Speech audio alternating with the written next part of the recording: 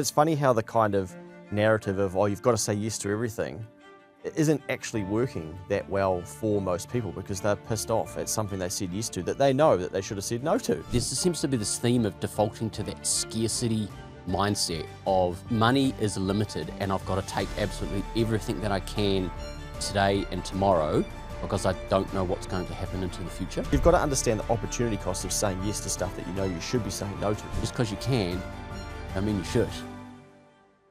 It can be incredibly hard to say no as a business owner in New Zealand, and today we're going to give you some ways to start thinking about how your first no could lead to your next yes in business. And I'll explain what I mean by that shortly, Phil. Spot on, mate. And I think for a lot of people, they're used to hearing no, getting rejected, and not getting the answer that you're looking for. But this is us trying to educate you as business owners to be the person serving up the rejection and just how freeing it can actually feel.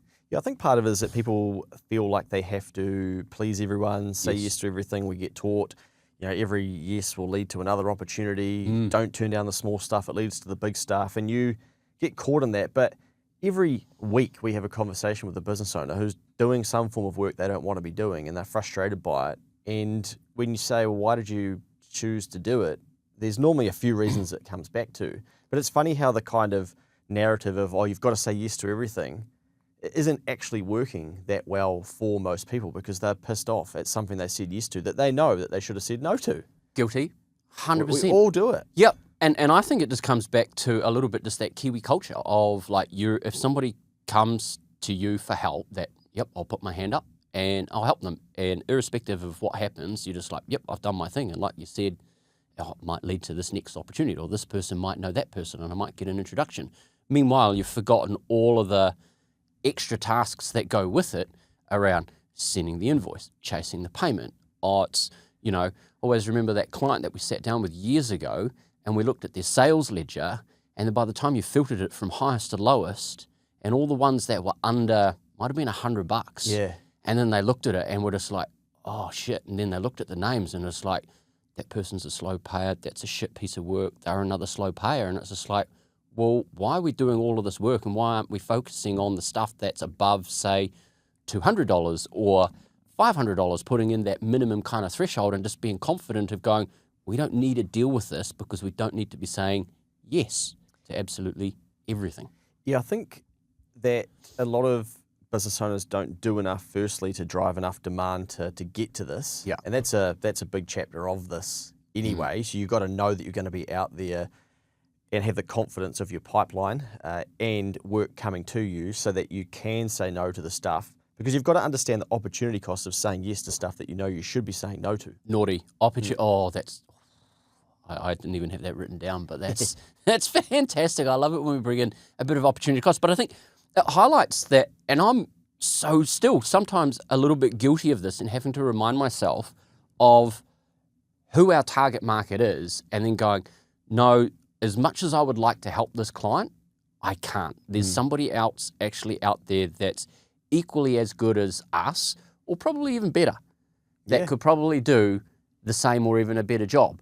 And that there's going to be actually somebody else that will come along, might not be tomorrow or next week, but at some point where we'll be able to go, yes, you're actually our ideal client and I want to work with you. And saying all of those no's has freed us up to be able to go, yes, we can take on this piece of work and do it well and be really fulfilled by doing that work. Because I think the thing that by saying yes to everything, it dampens down the fulfillment and the enjoyment because you've got the outliers on your spectrum of work that you're doing and it's just like, oh, you're begrudgingly doing this. And it's just like, oh, fuck, it's Bev again. And oh, bloody Sally, da-da-da-da-da. And it's those ones that then I think bring down everything else and shade over or cast a shadow on all the other good stuff you're doing. It's probably that 80-20 rule. You've got 20% of those clients that are bringing 80% of your problems, and those 80% of your problems are just clouding all of your enjoyment from everything else that you're doing really well in your business. Yeah, and I think it's hard for the regional clients, and we have a lot of people who listen outside of Auckland and the major centres, and they then have the added complexity of, oh, I feel bad saying no because it's a small community. And if I say no to them, well, then they might tell other people, oh, they didn't even want to do my work. and then they get stuck in this, I have to say yes to everything because they definitely know the neighbour or they definitely know that person. But I have to remind so many clients that just because you're in business, you don't have to do their work. You don't have to sell them a service. You don't have to sell them a product. And recently we had a client who has gone back into the market and then increased their prices because they're doing this. They're saying yes to everything and they're winning it. And it's like, well, the market is telling us that we can probably put our prices up. So then they're going and doing that. And they said, oh, yeah, turns out I've probably been underpricing because they're all still saying yes. So comes to a point for that business owner where they have to actually just say, well, actually, we've only got capacity for this, therefore we can't do your work. And I think the way to make it feel a bit easier is if you do have somebody you can say, hey, go and speak to these people, and you know and trust them and know that they're going to do a good job, then you're still leaving them in a better place. But I think the nirvana that most business owners want to get to is so much demand that they can pick and choose what they do.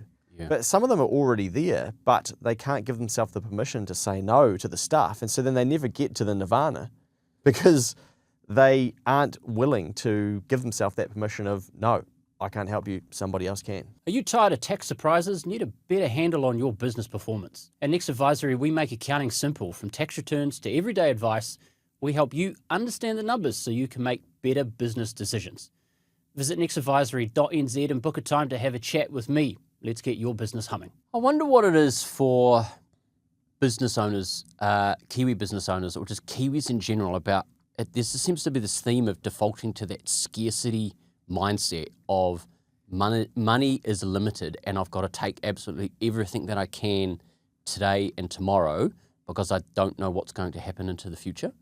It's always like quite fascinating me. And again, guilty is charged in terms of going like, hey, a client's, somebody's got in touch and based on the conversation that you've had with them, it's definitely a hard no. And still saying no to that potential piece of work or that client, you're just like, oh, that's some fee income.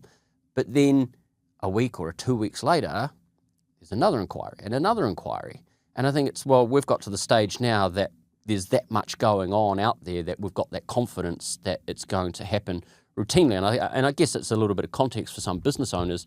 Some might be really early stage. Yeah, true. And you're probably going to say yes more often than you're going to say no because you're probably still finding your feet. Who is your ideal target market? Where is your niche? What is the price? And you've got to test. And I think provided you're still putting the right messaging out there and talking to your audience properly, you will refine as you go.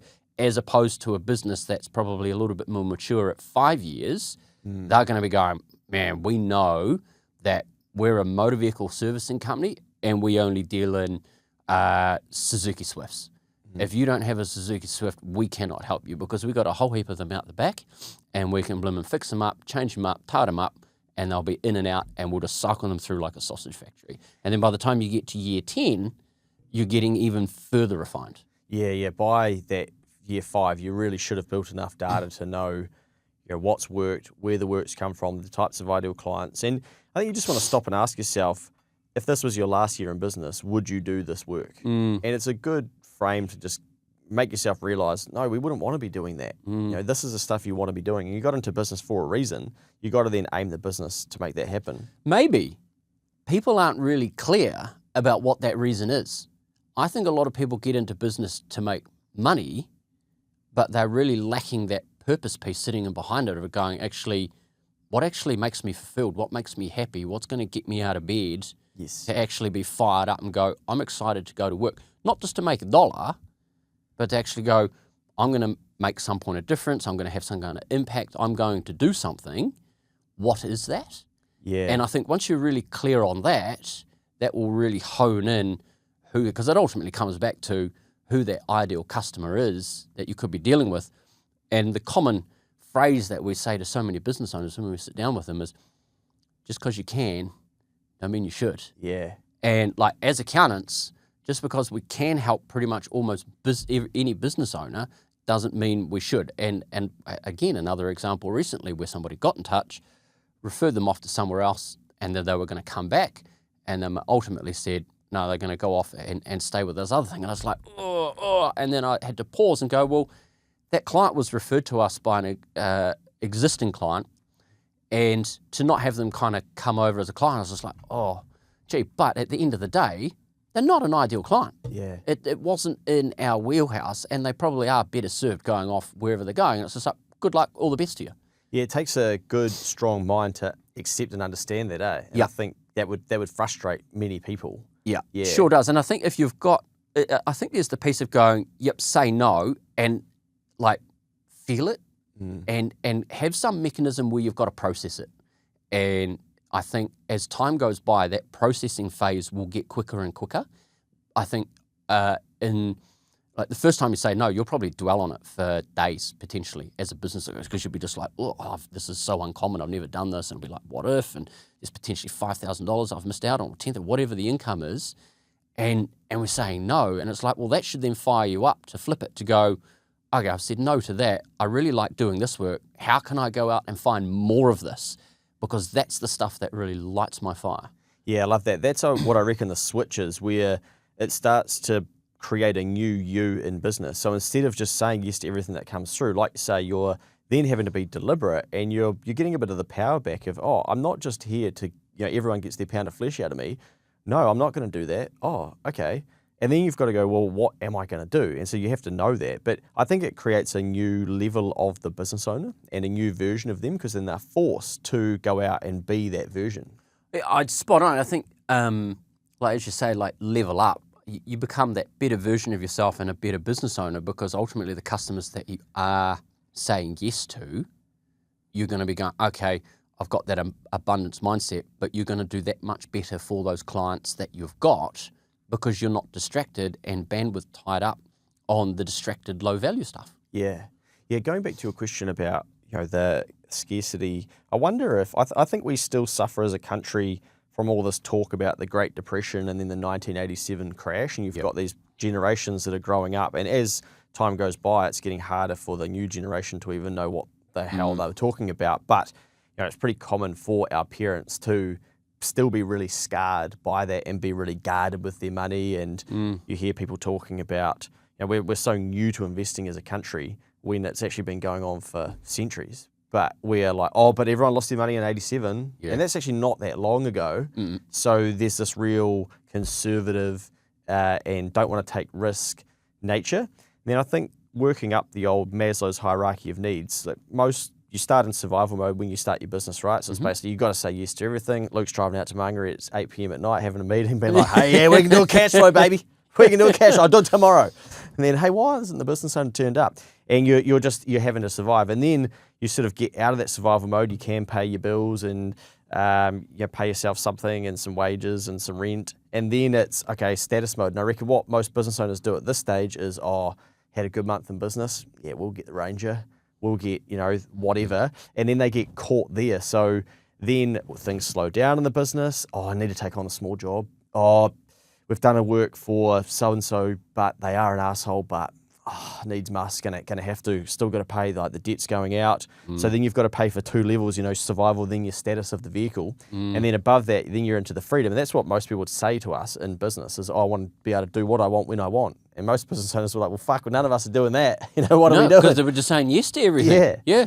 And that's, like, if you ask most people, why do you want to get into business? That's normally, I don't want to be an employee. I don't want to be told what to do. I want to have more money than I've got.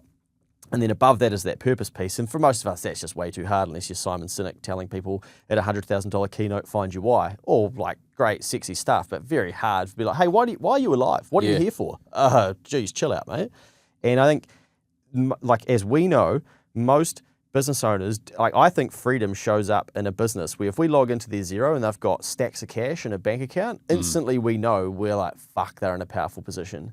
They have effectively got themselves a form of freedom, because if so-and-so does come along and they know that they're a dickhead, sorry, mate, nah, we can't help. Not, shit, gonna have to do it, I've got to pay for the Ranger. So I think there's a big body of work of getting out of that survival and status piece and getting into, okay, what's going to create freedom? What's going to allow you to say to the ass of a client, like, no, we don't do that.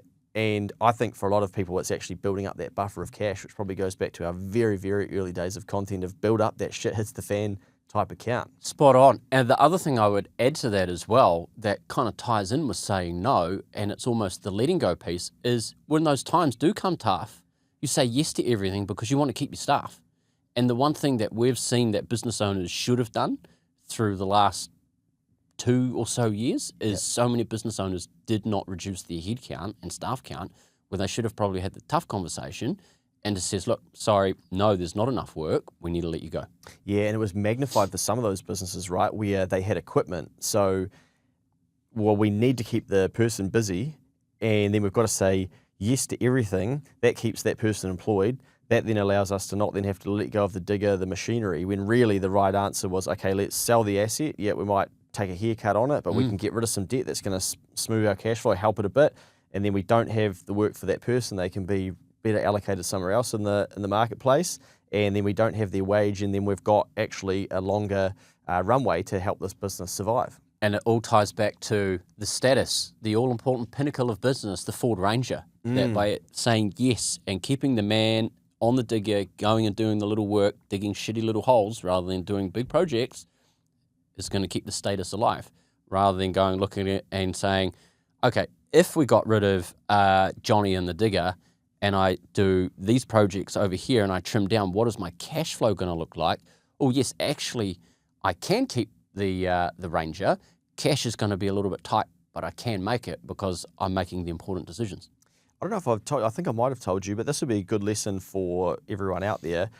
This is so rare, but we had a client where we said, hey, you're not at Ranger stage yet. That needs to go back, whether you like that or not. You can decide. Most, if we have to have that convo, are like, oh, okay. You told someone that they're not at the Ranger stage. Yeah. Ooh. And within 6 weeks, maybe less, they had gone and gotten rid of it. Now, it's a hard... Also, so they had the Ranger. Yeah. They hadn't earned it. No. And you told them you need It's got to go back. You got to send it back. Yeah. And they actually did it. No way. Which was amazing, because I think you've really got to be you've got to be really deliberate about what it is you want to achieve to accept, okay, someone's telling me I probably shouldn't have that, and I'll take it back. Wow. Because all that really changes is the loan payment decreases, and it decreased by about $600 a month, because they still need a vehicle, but that's why most people don't do it. Well, what's $600 a month? I might as well keep the Ranger. I'm like, mate, I'm telling you, and you're paying for our advice, that's one thing I would do. And they're like, okay, I'll do it. And they did it. Yeah, so then the loan repayment decreases, so $600 was that $7,200 of cash flow protected for the next 12 months. Yep. Of course, they've got to then have the profit to then repay that debt as well. So maybe it's like 10 grand cash impact that they're saving. Most people would go, well, what's the difference? Like 10 grand, it's not enough. No, I'm keeping my Ranger, because the status is so more important. Yeah. But yeah, really cool to see somebody go, you know what, we will do that. And I think we tried to encourage, remember maybe 2 years ago we did pods about you're carrying some assets in your business that you don't actually need. Go and sell them into the market before the market is cooked. And by God, did we time that well? I think so. But I think at the time when we were talking about it, people were like, what are you guys on about? Bit of overkill, boys. Bit doom and gloom, mate. Don't know about that. So yeah, I think people do need to be careful where they have their cash tied up. Chalkboard here are the times that we're right. Yeah. Compared to the pros. Yeah. And we might be ahead. Hopefully. Yeah. Hopefully. Anyway. I'm sure we make plenty of claims that don't always go the right way as well. But yeah, I think it is very Kiwi to build up your asset or your balance sheet in physical assets that are not very liquid. So vehicles and equipment, because you need it to generate revenue, which makes sense. But point being, a lot of our clients that are successful, that like move at speed and seem to have a different level of confidence and aura, they normally have a cash reserve where it's basically like, it's not FU type money, but it is, oh, I don't need to do that type money. You asked the question to a client recently, but in a different context, but the principle's still the same, that when you ask a business owner, I think anyone listening or watching to this, if you had $1 million in your bank account right now and no debt, and the big one being a mortgage, because that's the big one that influences so many decisions in this country. It's just like, I've got to do this because I've got to be able to pay the mortgage. Park the mortgage, we don't have it, we've got $1 million in the bank account. What are your decisions going to be? What are you going to do? What are you going to say yes to? What's your life going to look like? And I think if people start and go, right, I do have $1 million in the bank account, even though you don't, what's my decision-making framework? And then when Bev gets in contact, or bloody Rog from the Ranger shop gets in touch because he wants his bloody ute fixed because it keeps breaking down, you're like, nah, mate, I can't help you. Go and trade it in and get something a little bit decent like a Hilux. Do you know that it's such an amazing question, I reckon, and a good exercise to do. Because I think every time we ask a business owner this or do something along the same lines, they all have the answers and really quickly. Yes. And it's almost like, yeah, okay, well, you need to do that to then have $1 million in your bank account. Yes. Yeah. Don't wait to have $1 million and then do that. If we do this, we'll end up with $1 million. Yeah. And you think about like our clients that are paying shit tons of tax and the really profitable, successful ones, they're all like dialed in, and it's all about right person, right seat, right type of client, right fit, killing problems early on when they happen. All right, great, we can see where that's going to lead to. Nah, that's not for us. No shiny objects, just real dialed in. And then the constant questions are, how much tax do I have to pay? Like that's normally what they need our help for, right? Yeah. And a business owner that's kind of everywhere is going, I'm not sure what to do next. Yeah. I've got this opportunity. I've discounted this to get my name out there, but it might get me into this circle. And you're like, man, it's so simple for the really grunty business owner, but I don't think that. But it's quite funny when you pose the question to any business owner. It's like a light bulb comes on, and they look at us as though, wow, you guys have just invented sliced bread. Because they've got this level of clarity of their world that they've never had before, because they're able to make decisions and then go, right, let's drive the business in this direction because I don't have all of these other worries. And I'd say to anybody that's listening to this, and apparently there are some people that do listen and watch these days, that, and I imagine it's going to go out over the summer break, that if you've got some time, reflection time, sit back, pen and paper, whatever your preferred choice is, and probably write it down. If I had $1 million and no debt, what's the business that I want to create? What are the decisions? What am I going to say yes to? What am I going to say no to? And I think if you can start and frame that up and get some clarity to it and use that as a decision-making framework, carry that through into 2026, and then let us know what your year's going to look like come December 2026, and I bet you'll have a better business. That'll be more profitable. Yeah, I was thinking about doing some in-person day sessions in 2026 with business owners. That could be a great exercise to do for those who come along, where we get them to do that and then talk to the other business owners about what they'd do differently. I think that would spark probably 4 hours of conversation in that. Yeah, it would be. And I mean, $1 million is the golden number that everyone talks about. Oh, we're going to win the lotto, $1 million. And we hang our hat so much on, $1 million in turnover, $1 million in the bank. And it just seems to be so freeing that that's the magic number that will then unlock all of these decisions that you can make. Yeah. But I think once business owners see that you don't have to have the $1 million in your bank account, you've just got to have the framework on which to make the decisions that will ultimately lead you to getting the $1 million in the bank account, because we've got to invest to be able to earn it. Yeah, you've got to become that person. Yeah. My final thing would be what you just said about the summer period. I think holidays are a good reset for business owners, where it forces them to have boundaries, because you start to say no.